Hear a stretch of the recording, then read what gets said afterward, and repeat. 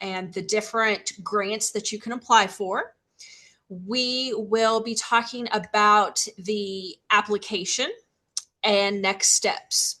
And we are also so happy to have with us two Fulbrights here who are going to share about their journeys.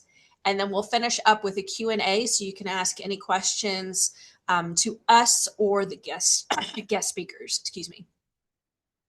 And if there's anything in the chat that I need to stop for, just let me know. So here a little bit about the Fulbright. The Fulbright program has been around since 1946. So right after World War II, when Congress created it, basically as a way to promote global understanding and to strengthen peace through education and cultural exchange. So it has been around for a while. And the U.S. student program specifically basically funds opportunities for students to study, research, or teach English abroad while connecting with people from all around the world. So Fulbright works with over 140 countries, and it's all about building cross-cultural understanding and tackling big global challenges. So if that sounds like something you're interested in, then you are in the right place. The program is open to graduating seniors, grad students, young professionals. We're going to go into a little bit of the eligibility requirements in a minute, but students come from all different backgrounds, majors, professions, degrees, and the grant links for each of the programs will vary depending on the program. So you can look and see if something is interesting, how long you would be there, when you would go, etc. So all right.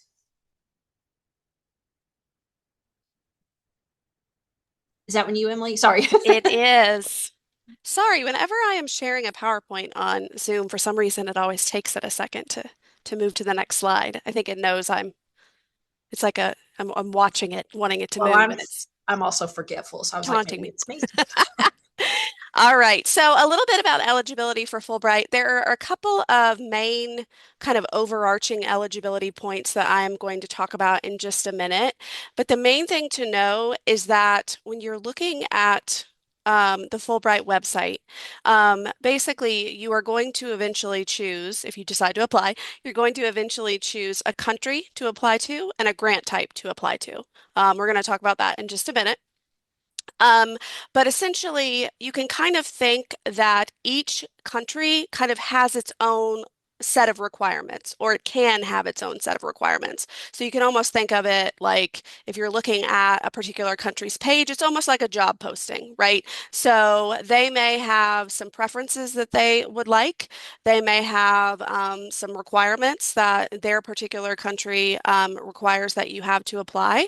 For instance, some of the countries require that you have a certain level of language proficiency, and it will say that very clearly on the website. And you have to submit a foreign language evaluation form to apply to that particular country. Many of them do not. So if you do not speak a language other than English, please don't be concerned. But there are some that you want to check on that. Or for instance, when we talk in a little bit about the research and open study grant type, they may be looking for students that are doing research in a certain field, right? So it's very, very important that you read through the country page for your particular country that you're interested in, and also just make sure that you are kind of fitting all the criteria that they want. Overall, to apply for Fulbright, you must be a U.S. citizen or national by the application deadline. We're going to go over the timeline in just a little bit, but the application deadline is this October if you're planning to apply for next year. So just keep that in mind. You have to have a bachelor's degree by the start of the grant. Most grants, not all, but most grants start in the fall. So, for instance, if you are planning to graduate in May of 2027, then you would be apply and you would like to go and to start your Fulbright that next fall, immediately after you graduate. You would be applying then this coming fall. So it's almost a full year kind of leading up to the process of starting the grant. So there are a few exceptions to this. Um, Mainly, they are for students that are applying for kind of the creative arts area of study. So if that is you, let us know and we can kind of help you walk through that process. But for the most part, it is just having a bachelor's degree before you start the Fulbright. You cannot have a doctorate. I don't, I doubt there's anyone on this call that has a PhD, but if you do, you cannot apply for the student program. But there is a scholars program that is for individuals who have a PhD, and a lot of time faculty will apply for the scholars program. And then you only apply to one country and for one type of grant per year. So sometimes I have students that say, I know I want to do an English teaching assistantship, but I'm just going to apply for 4 or 5 countries to try to, see which one ends up working out for me. And Fulbright does not let you do that. Now, you can apply for Fulbright multiple times, right? And so, say you apply this year, you do not get the Fulbright, and then next year you decide to apply for a completely different country and a completely different grant type. That is fine, but you will need to select one country and one type of grant if you're planning to apply this coming year. Yeah. So that again, make sure you read all of the information on the Fulbright website. They have a lot of information on their website. It can be overwhelming. That's why we're here. We're here to help you kind of work through that process, but just make sure that you know that it's important to read through all of that information.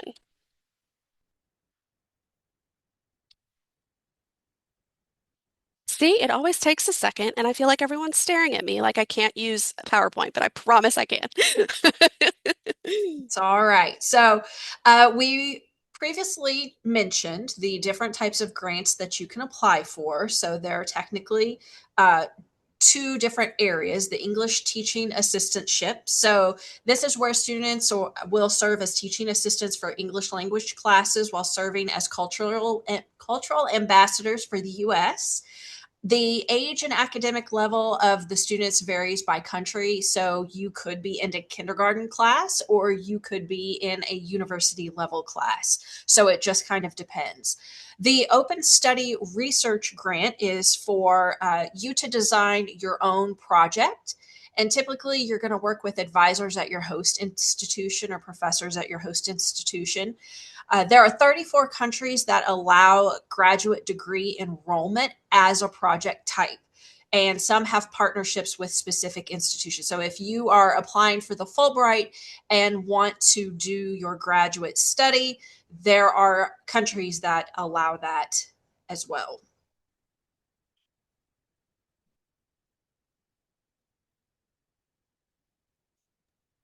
Okay, and we wanted to go over a little bit about UK's campus timeline.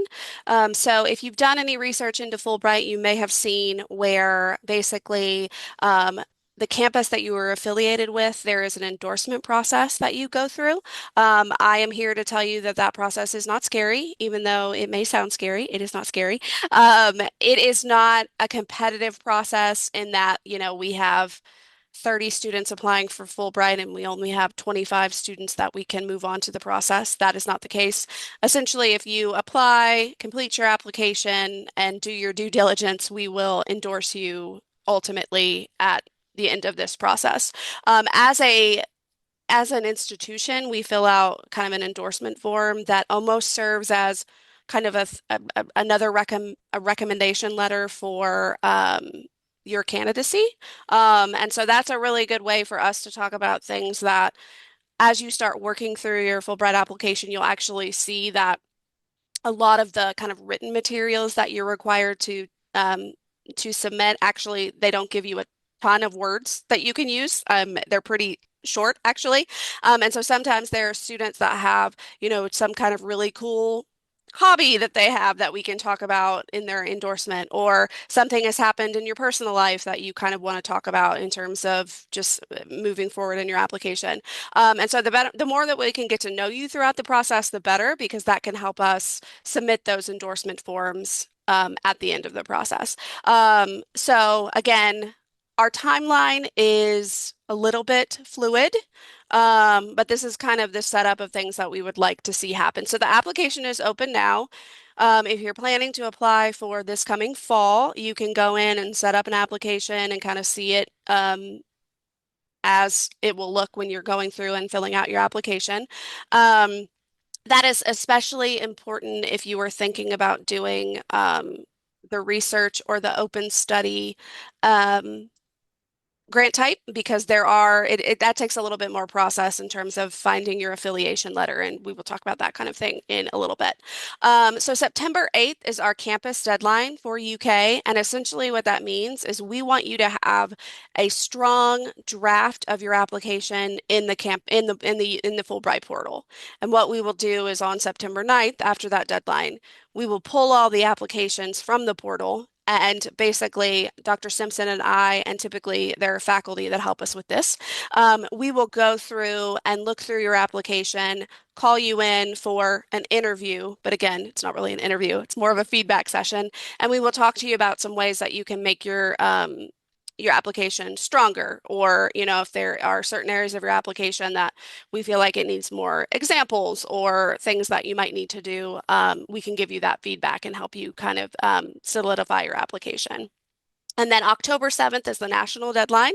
So you have about a month between when you submit that draft to us and when you have to submit the application in the Fulbright portal. September 8th is the deadline that we can give you a little wiggle room on. October 7th is the deadline that we have no control over. So typically it is, Connor's laughing. Typically, the deadline is 5 o'clock that day, and I have had students calling me at 4:45 panicking, and I am here to walk you through it, but there's really nothing that I can do because Fulbright is pretty hardcore about their deadlines. So even if there's technical difficulties, anything like that. So we always encourage students plan to submit a couple of days early for my sanity and your sanity and everyone's sanity. But so that's what we're looking at. But essentially what we want to do is our goal is to help you submit the strongest application that we can. So we will give you feedback. We really like to connect you with a faculty member that is, if you are going into graduate study or a research project, connect you with a faculty member that can read through your proposals and really give you really good field specific feedback. Because, for instance, you'll hear that Robert is a PhD student in history. That is not, I cannot give him good feedback on anything having to do with that. And so connecting you with a faculty, so just helping you kind of polish your application and make sure that you have the strongest application that you can have. I will just let you know, you do not have to have your letters of recommendation done by that September 8th deadline. We want you to start thinking about those sooner rather than later, but they don't have to be in by September 8th. So that is not something that you need to worry about right now.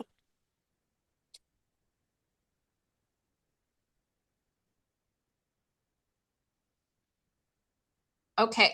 So there are multiple pieces to the application for Fulbright. So the first one is your statement of grant purpose. I'll going to go through these and then I'll go back. You've got also a group of short answer questions that you need to answer. Your affiliation letter, if that is specifically if you're doing the study or the research grant.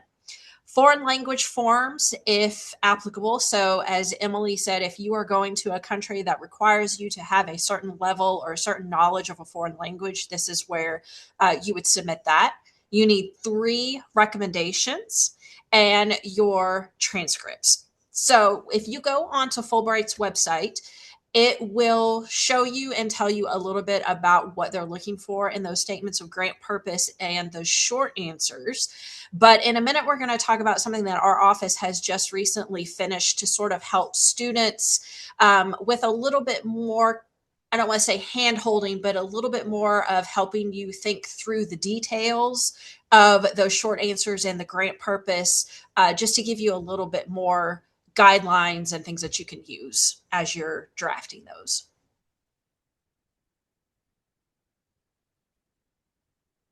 All right, and now we're on to the fun stuff.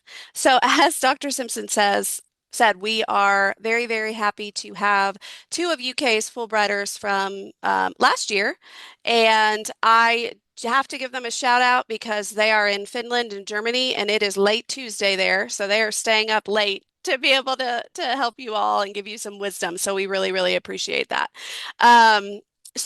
Both of them are currently on a research grant, and they're kind of in different phases, different times of their career. So they're going to tell you a little bit about what they're doing and give you some guidance and wisdom as you start thinking about if you're interested in applying for Fulbright.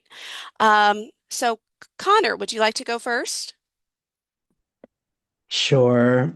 Yeah, of course. Hi, I'm Connor Stewart. I just graduated in May with my bachelor in neuroscience and biology. Um, and I essentially spent my senior year living in Emily's office in NCA for the Fulbright application. But like for brief context, I started doing research my sophomore year of undergrad with Anne Stowe in the Spinal Cord and Brain Injury Research Center. And a lot of the work I did there culminated in my like honors thesis, which was all on like spinal cord injury. And then the huge part of like the Fulbright grant. Uh, at least for the research grant, is your statement of grant purpose and your proposed project. So I like transitioned that project into what I'm currently doing now in Germany, which is essentially I'm doing my honors thesis again, but in a stroke model, which is actually really funny because I did a ton of spinal cord injury research in undergrad with a stroke researcher, so that transitioned quite nicely. Um, but so now I am doing research in Hamburg, Germany, with a friend of my old PI. Um, and now I'm studying how obesity and a high-fat diet impacts different like stroke risk factors and ultimately leads to like different recovery outcomes. So that's what I'm doing, and it wouldn't have been without a ton of like stuff I did at UK to like help me get the Fulbright. I was like an undergrad research ambassador for 2 years, uh, and was really involved with Aperture, our undergraduate like research journal, our like student run research journal, and all of those things really helped me like stand out on the application. And yeah, that's a bit about me. I'm currently like oh, how many months in am I? Just about 7. And it's pretty cool. I'm glad I survived the North German winter. Uh, and I am thoroughly enjoying myself. I'm getting pretty fluent in German. And I finally actually work at a hospital while I'm here. So that's actually been really cool. And very like different from the typical like bench work I did in undergrad. So if you guys have any like questions about applications, etc., happy to answer.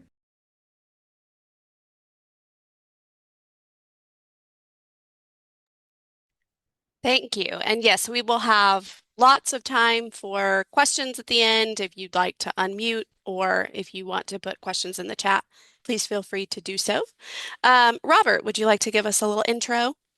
Yeah, so my name is Robert Anzenberger. I am a PhD candidate in the history department. I did both my comps and my Fulbright application in the same like time frame. So it was quite a bit. Don't really recommend doing that, but I started both early, preparing for both early. So what I do is I do diplomatic history, and my country of focus is Finland. I look at Finnish U.S. diplomacy during Finland's first 30 years of independence. So from 1917 to 1947. I was lucky enough to get a Fulbright Finland Doctoral Award. It was one of two awards that they gave out.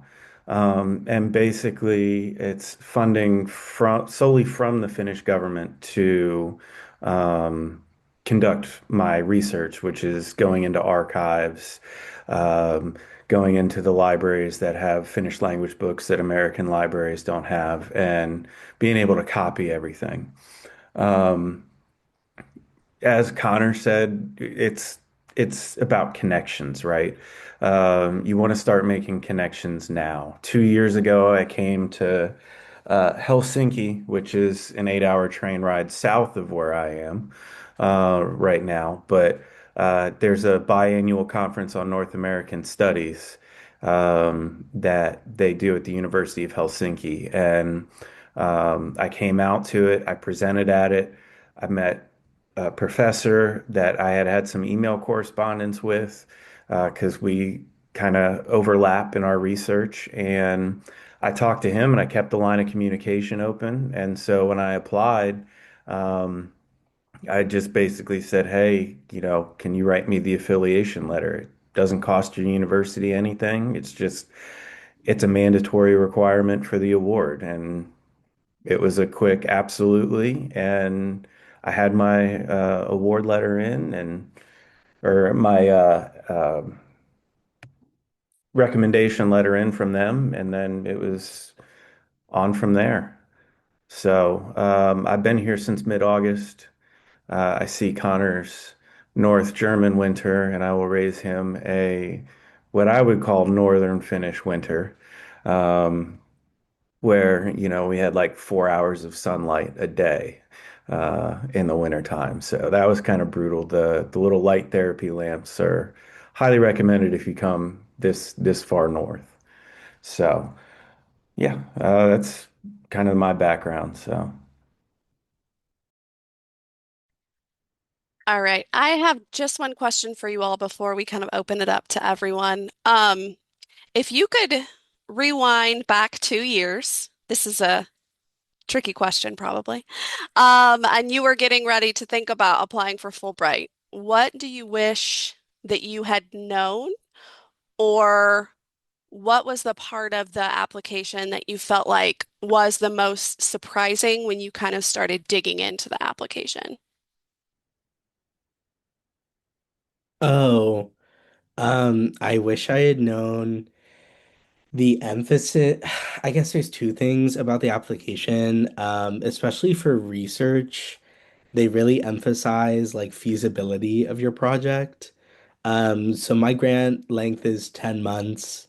Um, so I think like I was reading a lot of like past like winners um and and their applications that I like got from NCA, and they all made a point to like emphasize how feasible their project was. Um and I think I did that. And I actually took it so far as to like ensure that my affiliation letter like also said that my project was like completely feasible. So like I think I would keep that in mind, especially if you're like considering the research grant. They really care about feasibility here, at least like on the application, as well as maybe learning more about the history of the program and its purpose in like cultural exchange. Um, I think the ETA application, like that's definitely, I live with two ETAs here in Germany. Um, and the cultural exchange aspect of Fulbright is certainly like way more heavily emphasized for them. Um, so if you're thinking about doing an ETA application, I would definitely maybe consider ways at UK I could like participate in example like German culture if I were interested in applying for Germany as an ETA.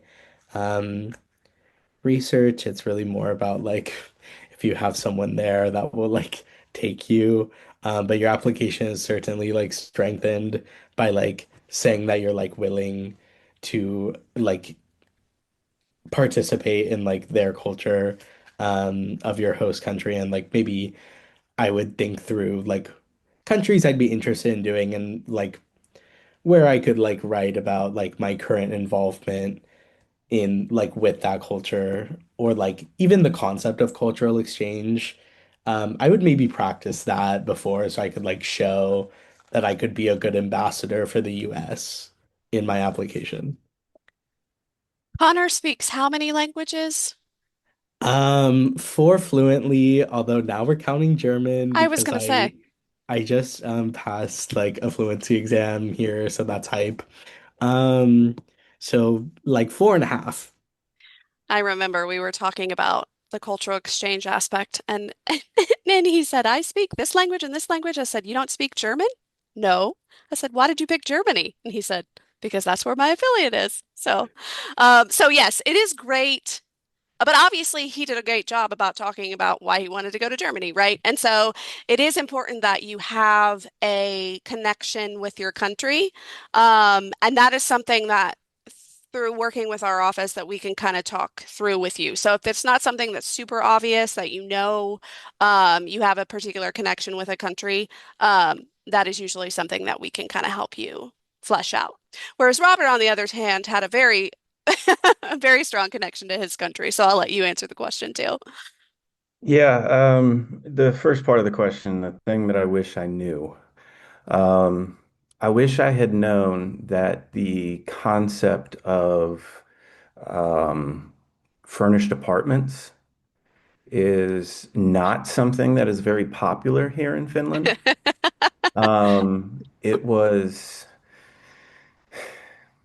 It was very difficult um, for me to find a furnished apartment that was affordable that I could do a less than 1 year lease because my grant term is 9 months. I found one, but it's expensive. About half of my stipend goes to my rent every month. But thankfully, all my utilities are included, and I'm right in the city center. Um, but yeah, that was the toughest part. My recommendation would be that, once once you know about what area you're going to be in, you know, and if you make it to the semifinals and you do the interview, maybe reach out to the university you're considering, say, hey, I'm a prospective Fulbrighter. What are the housing options like? Because as a student, you should qualify for the student housing. It'd be a lot cheaper. I don't know if it's roommates or anything like that. I mean, that's probably going to be university and country specific, but yeah, that's the one thing I wish I had done. The hardest part of the application is the statement of purpose, I think, because it can only be one page, single spaced, and you're basically trying to sell yourself and the project that you want to do in one page of a Word document. Um, and so, yeah, Dr. Patron and I had a lot of revisions going back and forth because it was like, how important is this if I have to mention this? And how important is that if I have to talk about this? And so we probably had like 6 or 7 revisions before it was finally like, okay, this looks good. Um, so yeah. That is a really good point. Application writing, I know several of you have already applied for competitive awards before, but it's kind of unlike any other writing that we are used to doing, in that you don't have a lot of room for lots and lots of information. You kind of have to get to the point, and that is something that kind of comes with multiple drafts and working with our office. So that is definitely something that a lot of people find a little bit surprising. So, well, I think we have just one more quick slide, and then we can open it up to questions. Or if Connor, Robert, if you all have anything else you'd like to talk about. So I will let Dr. Simpson finish us off here.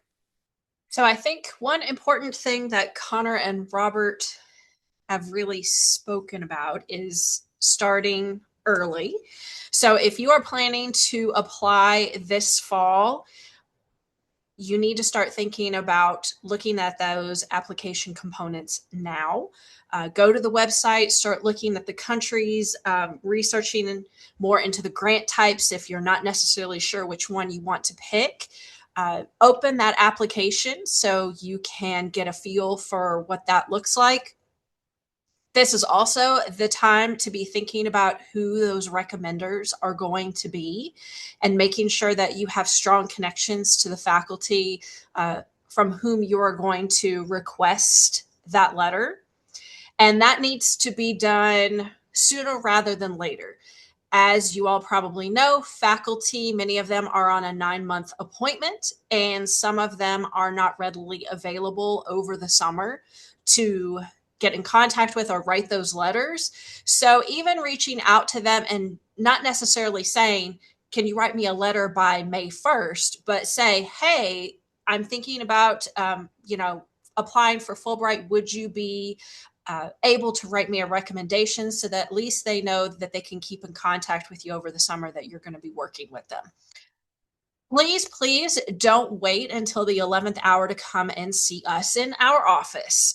Please come as early as possible, anytime to come and see us. We are going to show you some ways to contact us. Follow us on Instagram. Connor is going to be doing an Instagram takeover on April 14th. So make sure to follow so you can see all about a day in the life in Germany. And then something I mentioned briefly was that our office has recently created a Fulbright Canvas shell. You can opt into that Canvas shell. What it's going to do is basically take you through a step-by-step approach to each of the components of the application. It will be there to also talk about deadlines, things you need to be thinking about at certain points during the summer, because you will need to be working on this over the summer. We will also be sending out Canvas announcements to say, hey, this is a good time for you to do this or this. And there also will be lots of tips and tricks for different parts of the Canvas link. So please make sure to join that. Even if you're not ready to apply this fall, you can still join it and just kind of get a sense for what's in that show.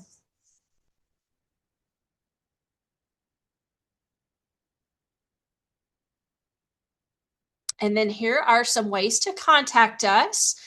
If you want to schedule an appointment with us, probably the easiest way to do it is to email us and just let us know that you want to schedule a visit. We are really, we have a quick turnaround time with emails, and we'll get you scheduled to see us so you can come and chat a little bit more about the grant and any questions that you might have at this point. This is all of our information, where we're located in Funkhauser, our website, and our social media handles. So, all right. So we are going to send it over to you all who are here with us today. If you want to drop in a question into the chat or unmute yourself, please feel free. Now Uh, is the time. can I add one more thing before that? Just Yes. speaking about awards in general. Um, I would encourage you all to apply for multiple awards, not multiple Fulbrights, but don't apply for Fulbright and say, okay, I'm putting all of my eggs in this basket.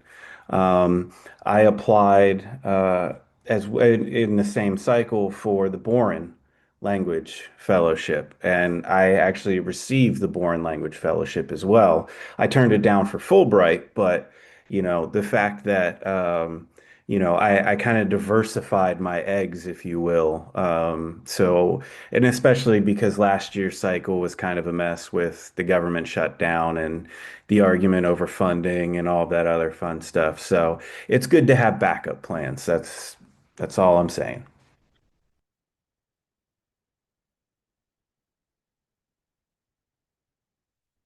And also, Robert and Connor, if you wouldn't mind putting your contact information in the chat, just in case anybody might want to reach out with questions about your individual experiences, if you're comfortable with that. Any questions that we can answer? I have a question. Yes. Well, I have a couple, but I kind of wanted to ask Connor, you mentioned MCA, where you saw, what is that? Where you Oh, saw wait. other applications? Oh, nationally competitive awards. My English is getting worse here. Oh, and Um, sorry. no, you're fine. So Sorry. basically, like pro tip, you should go to them because listen, I was slaying my like research essay. That was like on lock. Um, my personal statement for Fulbright, a little wonky. Um, and so it was really helpful because Emily was like, here's a bunch of like she like took the names off, of course, but she was like, here's a bunch of like people that like won in the past. Just like read them. Um, Did I Is Fulbright, really? that I online? I don't remember it was doing this. it was I think it was you or Whitlow, and she Oh. was just like, just read them. There's a formula. But like Right, so there where are can like I find that? like you have to go to the office and be like, here's my Oh, like okay. thing. Like can I like I because I was like, can I like please have feedback? Um And you like there are like common themes, I think. Like all of the stories are different, but ultimately they like share a message of like participating with like another culture and how you would like love to do that on your Fulbright. Um and like be an ambassador for the US and like it was very helpful, I thought. So I would definitely like go to the office, give them enough like time and like give them as much time as possible, low key, so you can like go through multiple drafts with them potentially. But yeah, I think they are nationally competitive awards. Like the office is like very helpful for that. Okay.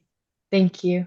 Yeah. And then just one last question for both of you. And you kind of touched on it with the feasibility thing, but I just wanted to ask what you both think may have made your application stand out or um, special compared to, I don't know, other people's, or just what you personally think made yours stand out. Oh, I know what made mine stand out because I accidentally got like a copy of my application in its entirety. Germany had a glitch. So everyone in my cohort, yeah, we all got like our application, like all the finalists, we all like have them with Like our letters your of rec in it. like with comments and things? Yeah. Well, there you Oh, go. anyway, That's a that's big Give like us the deal. info. that's tea. But okay, so at least for research, there's like a difference in like European versus American letters of recommendation. And so like American, like stereotypical American letters of rec are just like all positive and like glowing. And European letters of rec on average are like much more like honest. And so they're like, oh, they like struggle with this, but they're like really good at this, like blah blah blah. And like overall, like I would recommend them. Um, but it's like the fact that they even acknowledge that like whoever they're recommending has like flaws, um, is like much more like humanizing. And one of my recommenders like wrote that that I did like a summer research program at UK between my third and fourth year, and he was like he had a lot more research experience than the other like participants, and I think he thought he was like better than them, but over the program he became like much more humble and like overcame this like flaw of his. Um and all of the comments were like, this is really good. Like he has like growth and like listens. So I think like having I'm not telling you to like tell your recommenders to like do this, of course, but like I know it was that like more like European style letter of recommendation that like put me over the top. I think So that wasn't even like my efforts, but yeah. I think it's So really important to remember too that you they don't want the recommendation letters to just be, this person was in my class, they showed up, they did well, they got an A, they're nice. Like they really they really want to be the recommenders to be able to talk about why Fulbright is the right fit for you and how you're prepared to go and do it. And the way that you all can really help them write you a good letter is to go and talk to them in person about why you're applying for Fulbright. Don't just send an email, 2 weeks before the recommendations are in, because you will end up with a kind of a formulaic letter, right? Because so the more, kind of like I said earlier about our endorsement letter, the more that your recommenders know about you and why you are making the steps that you're making in your application, the stronger their letters are going to be. So it doesn't necessarily mean that you have to go and tell your recommender, tell all my flaws. But they Mm. also probably, if they know you better, they may be able to talk about something that they've seen growth in you. Right. And so if they've had you in multiple classes, they might say, when she was a freshman, she didn't really speak out in class, and now that she's a senior, whatever it may be. But just kind of giving them, you can't just say like, "Hey, I need a recommendation letter." You need to really help them be prepared to write you a strong letter. And I do think that a lot of students' recommendation letters are kind of on the back burner because we just kind of think, I have to get it.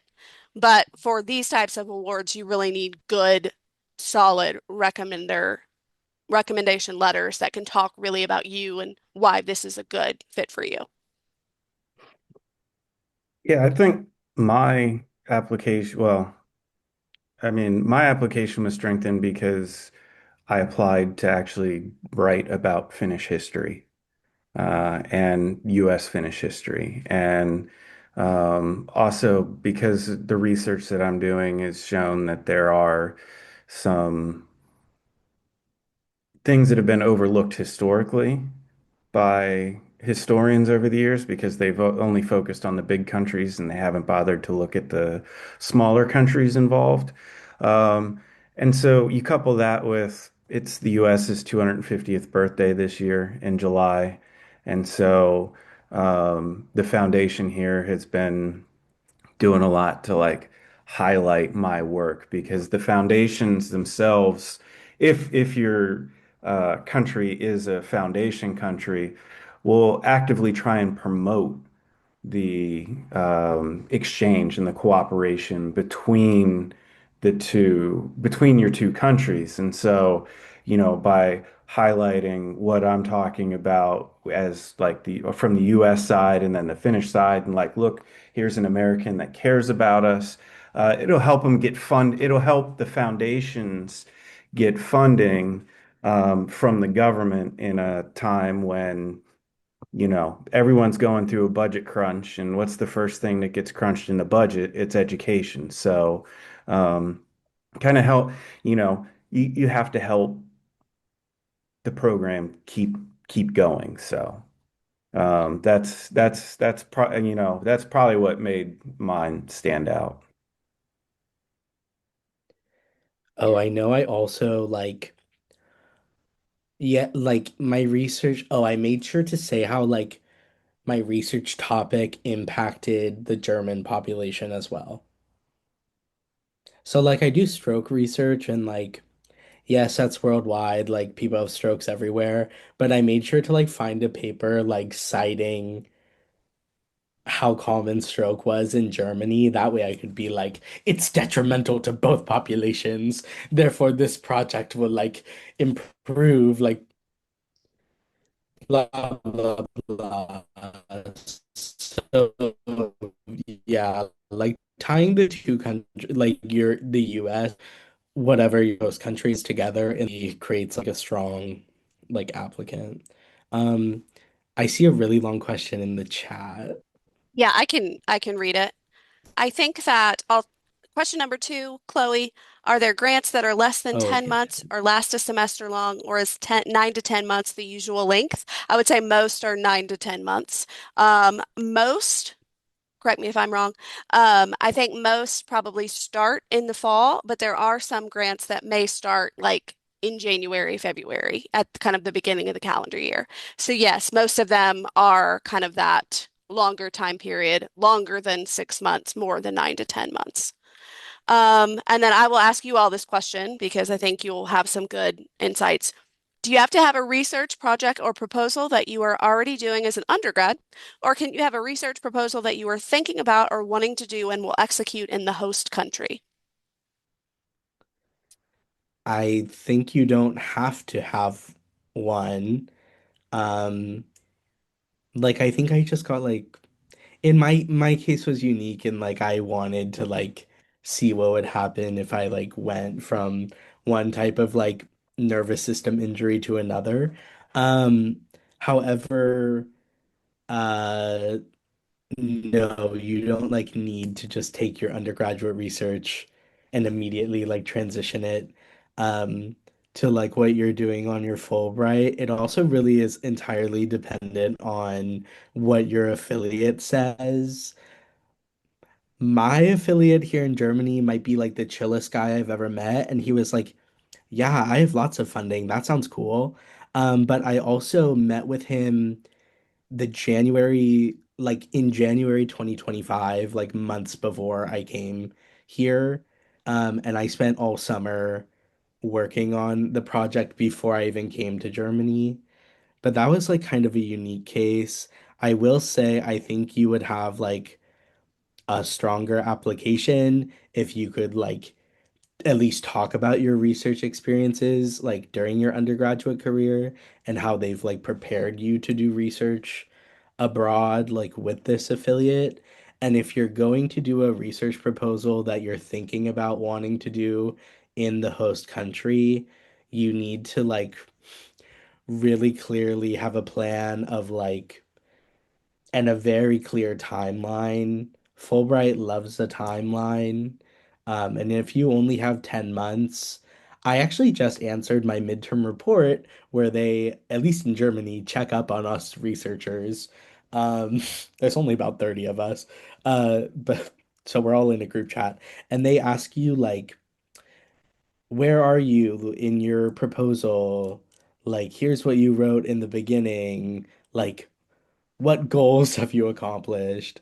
Um, so I would say like if it's always nice to draw on previous experience because then you have a clearer idea of like what you're going to do and then you know if it's actually feasible to do in 10 months. But yeah, I know several researchers whose project is not exactly what they did during their undergraduate career, but they also collaborated a lot more with their affiliate over a longer period of time to like develop those projects. Also in Europe, at least, from my perspective, I'm not doing the exact project I proposed. It's certainly more like my affiliate had like an interesting idea and he was like, "You're capable of doing this and it's kind of related to what you wrote. Go do it." And in Europe, they're much more like, it's a job posting. I have a project that I need done. Like, do it. So that's also something to like adjust to if you're going from the US to at least the EU. If you're looking at master's programs, because some Fulbrights have like example here in Finland, they have master's programs where it's a 2 year grant. And of course, you have to, not fail out your first year to get your grant renewed. But um, it's a 2 year grant, and there are a ton of people who just are, at least the ones in the humanities are just like, I'm doing peace studies. I don't know what I'm going to write my master's thesis on, but I'll figure it out. But they just highlight like the interest in that field that they have and what they have already done to kind of demonstrate that interest in that field. For research, it's okay just to have an idea of what you want to do, but I would assume like on the science side, someone would probably want to see like a trail of experiment data or something that's already been done. Um, but again, you can have an idea. You could say, hey, I want to go to XYZ country because this is where this problem is, and I want to see if this is a solution. And it's okay if it doesn't work. Like the other person that's here in Finland on the doctoral award is doing something completely different because her experiment was not showing the results that she expected or wanted or anything like that. So she was just like, hey, I am moving to something else now. So, um, yeah, it's going to be country dependent, and that's why you really need to look at the country's Fulbright page specifically to see what they offer. And I mean, you can even reach out to them too. They have points of contact that work there. And for the country specific questions, those are the ones that you should send an email to. Samuel, did you have a question? I saw a quick hand raise. Not to put you on the spot, you can say, I think he left. Oh, I guess he didn't. Okay. Anybody else have any other questions?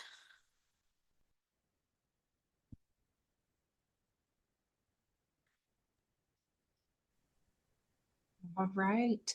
Well, you know how to find us and contact us. And thank you to Robert and Connor for joining us today and sharing your contact information and your stories. And I guess the takeaway for me is to not complain about Kentucky winters anymore. So I'll try to remember that in the future. But please reach out to us, schedule an appointment with us. We look forward to working with all of you